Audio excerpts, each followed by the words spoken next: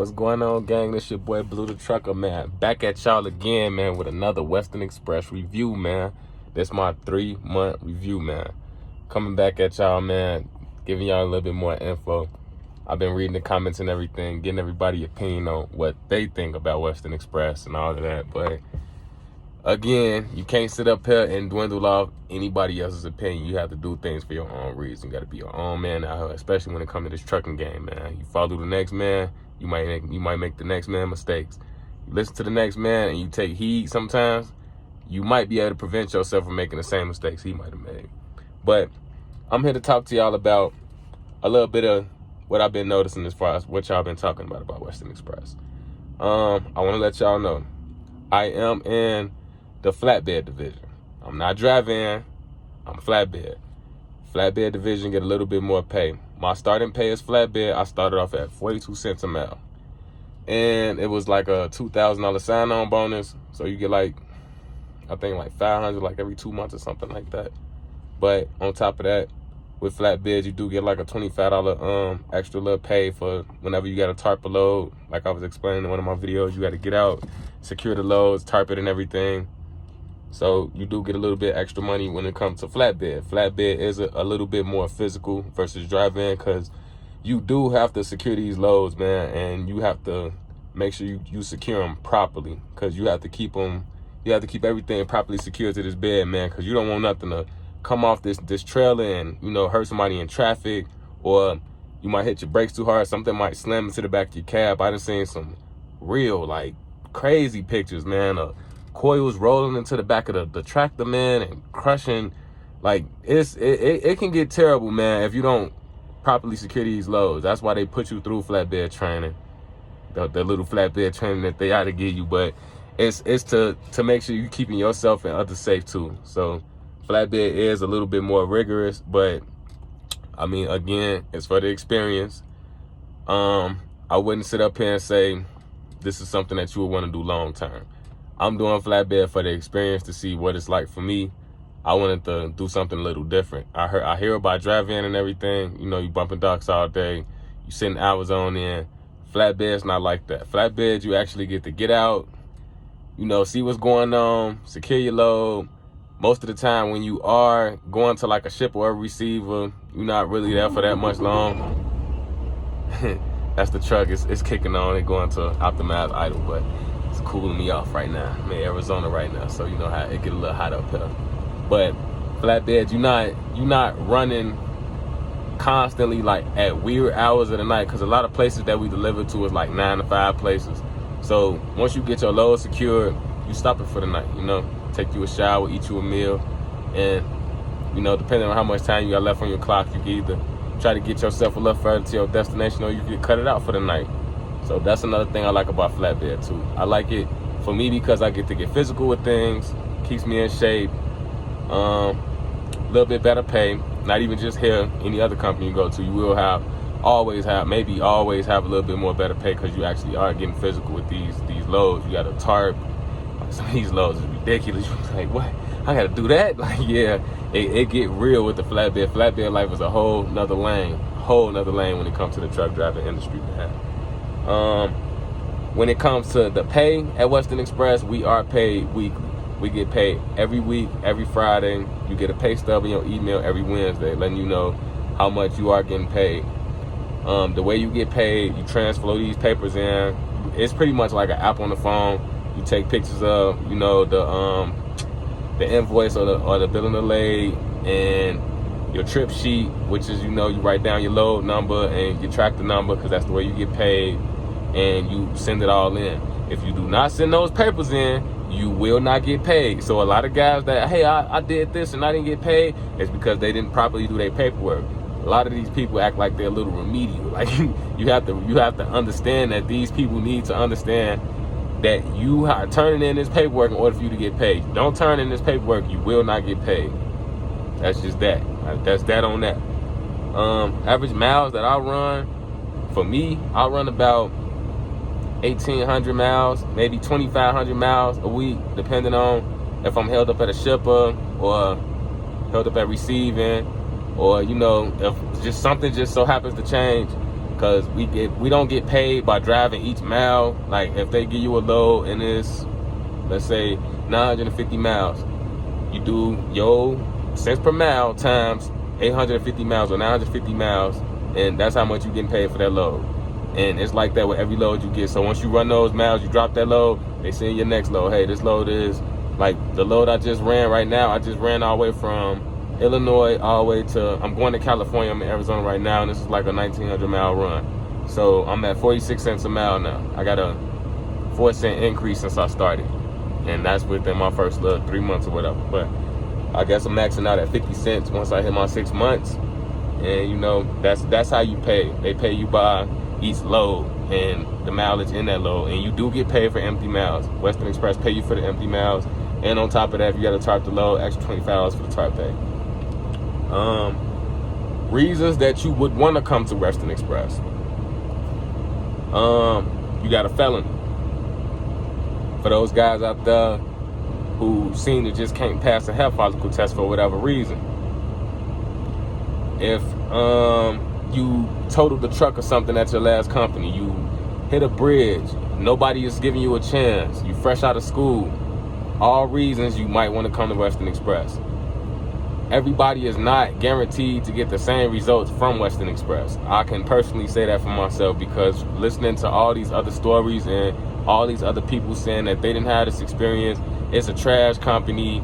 I'm not saying that Western Express is the best company out here to make your decision to coming out of fresh out of school, because there's plenty of other companies out here that'll pay you more than better than Western Express. But if you have a situation to where you got a felony, you can't pass a hair test, the only thing they don't accept is if you ever fail the drug test. That's what they won't accept. But if you need a second chance to get back out here in these trucks and to prove yourself, this is where you want to come to, man. And I'm not telling anybody to make this long term, but if you want to make this as a stepping stone to get you to where you want to get to in the trucking industry, start here. Start here. If you into flatbed, drive-in, I don't know too much about drive-in. I don't know if a lot of the horror stories I've been hearing have only been about drive-in, but I haven't heard anything bad when it comes to flatbed other than you're not getting paid a lot because you tarping $25 a load and you know you running this many miles or whatever. But to me, I feel like I'm making a okay pay, you know, just for running from what I'm running right now.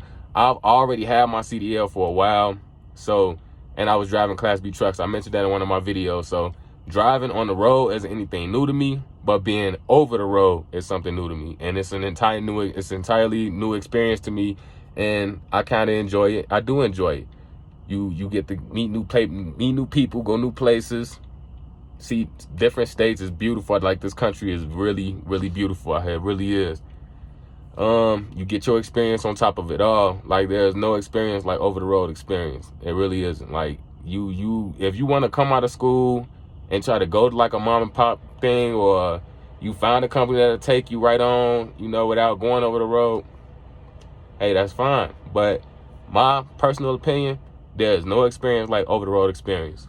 Like, this is like the most you would get, like coming through. You're gonna drive through the smallest cities, the widest countries. You're gonna go through it all out here. So, but that's my opinion.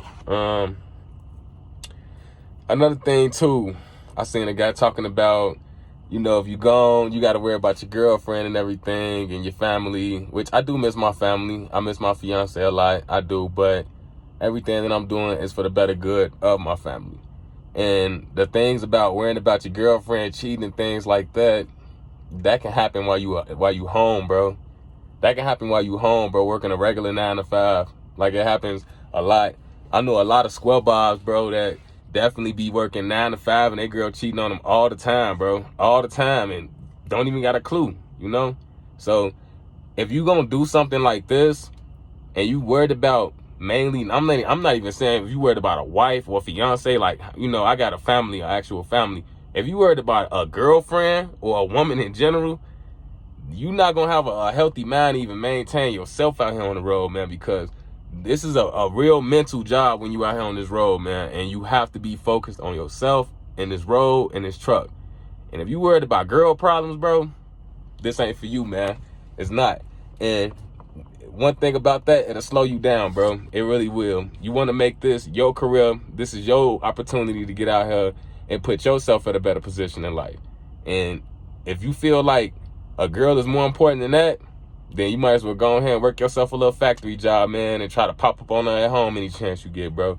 Because this ain't the job for that, man. This is for you to get out here, get your money, bro. Get your money, pay off that debt, you know, whatever you got to do.